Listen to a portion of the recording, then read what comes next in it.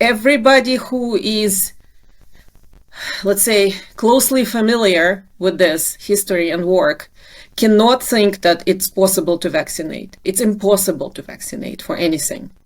And Richet has demonstrated it conclusively and was given Nobel Prize for it. Which is normally a bad sign, by the way. I mean, isn't it? I'm very suspicious of anyone who gets the Nobel Prize, because that prize is dodgy as, isn't it? The prize is dodgy, and it's interesting that he was given the Nobel Prize while he never himself said it's impossible to vaccinate. But when you read his work, you know it's impossible to vaccinate. But I think they gave him the prize because he figured out how to poison everyone by sensitizing them to the most commonly occurring things in their environment. It's the most ingenious way of poisoning. So he was a bad guy. Yes, he was. He was a committed eugenicist, and which at that time, everyone should realize eugenicism was a fashionable society attitude. Huge. Right? So, all the well-to-do classes were subscribing to it. The good breeding was always, promoted.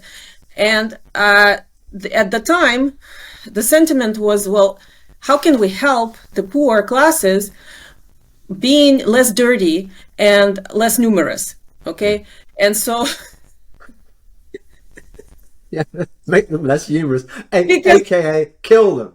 Because the sight of them is so offensive to us when we ride our horses through the park, and and then there's like them, So what can we do? Yeah.